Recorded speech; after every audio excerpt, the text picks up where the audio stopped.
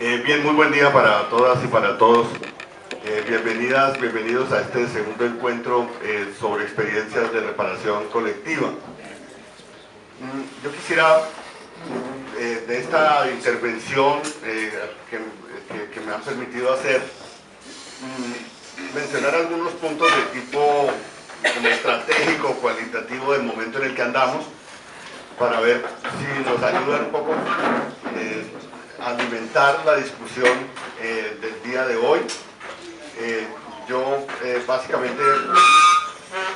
tengo la responsabilidad de dirigir CODES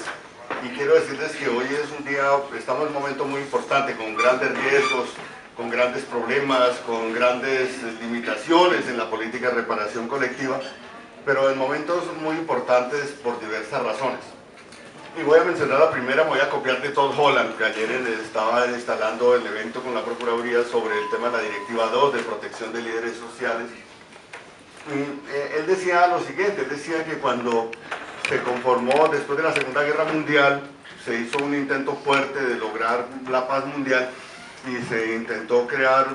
las Naciones Unidas con un formato distinto a los esfuerzos que se habían hecho después de la Primera Guerra Mundial, que habían fracasado.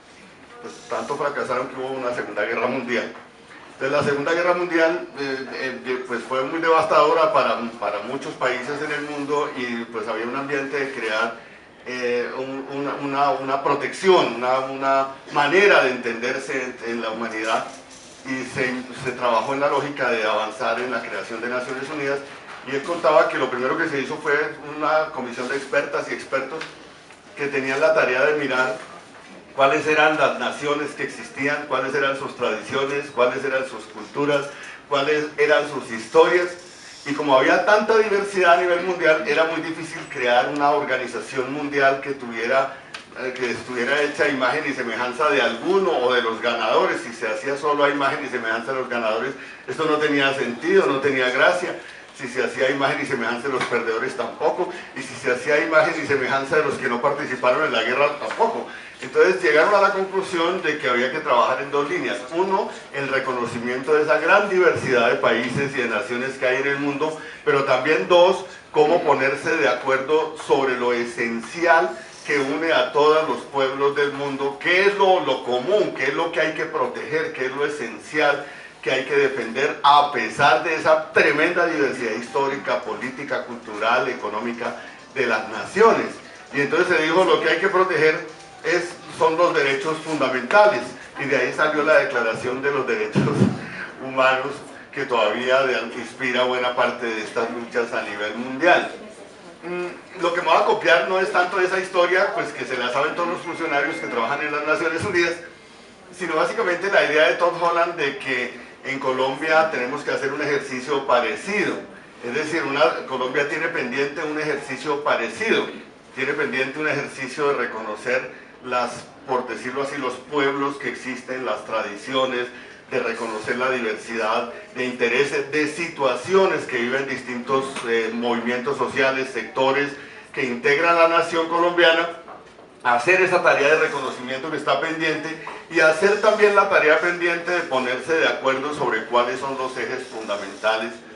no negociables, los que son comunes a todos y todas y que hay que preservar. Y él dice, en Colombia más o menos se votó una carta como la de las Naciones Unidas, que es la Constitución del 91, pero la Constitución del 91 no se decretó, no se votó en tiempos de paz, sino en tiempos de una continuidad de la guerra interna, y por lo tanto la Constitución del 91 ha sido un adorno, más que todo ha sido un buen tema para los juristas y para los defensores de derechos humanos, más no una práctica que rija la organización de la sociedad colombiana. Entonces quería traer esa idea hoy acá, es decir, tenemos pendiente un esfuerzo auténtico, real, profundo de reconocer la diversidad del país que somos, tomándome la frase de Ariel Palacio. Y dos, tenemos la tarea también de afianzar un enfoque de derechos, un enfoque con toda la discusión que implica un enfoque de derechos, que siempre tendrá que ser un enfoque crítico, porque a veces, por ejemplo, el derecho a la confianza inversionista riñe con el derecho a la diversidad cultural, y hay que ponderar en función de un interés nacional, por ejemplo, o de un interés general colectivo. Y bueno, siempre vamos a tener esa discusión crítica en materia de derechos humanos, pero afianzar un enfoque de derechos se convierte en un tema prioritario e importante para una sociedad que está haciendo un esfuerzo tremendo, monumental, en medio de grandes adversidades para construir la paz y para afianzar este enfoque de derechos. Decía Todd Holland que lo esencial es defender el enfoque de derechos, que la paz ayuda, pero para defender los derechos, no al revés. Y me parece que ese es un primer elemento. Aquí estamos reunidos y reunidas personas, líderes procedentes de muy distintos movimientos sociales, y cuando hablamos de un encuentro de experiencias de reparación colectiva, prácticamente estamos hablando como de un encuentro nacional,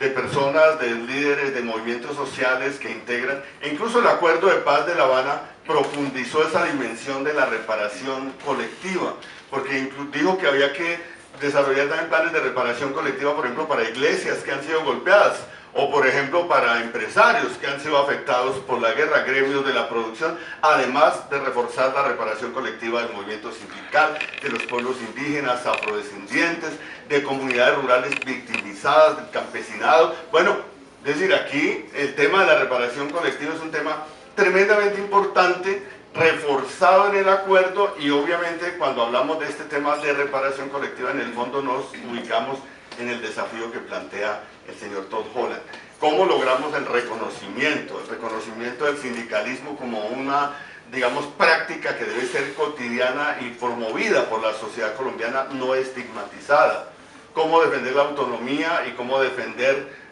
los territorios colectivos, defender las culturas de los pueblos indígenas y afrodescendientes? Cómo romper una cultura patriarcal y dar una lucha porque las mujeres tengan equidad de sus derechos. Bueno, hay una diversidad, territorios particularmente afectados. Ustedes saben las circunscripciones políticas que se votaron en La Habana y que ahora el Congreso dice haber negado, son circunscripciones que se votaron en el acuerdo a título de reparar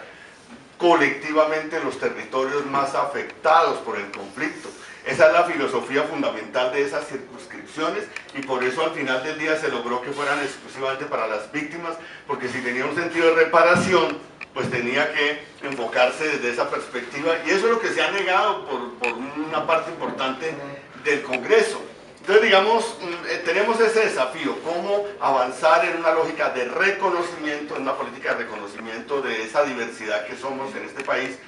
diversidad en el sentido no solo de la diversidad cultural, sino de quiénes son los sujetos que constituyen este acuerdo nacional, este pacto nacional. En el fondo hay una tarea de refundación nacional, y el tema de reparación colectiva está muy ligado a esa perspectiva de reconocer la diversidad, pero también de reconocer la igualdad humana y trabajar en las dos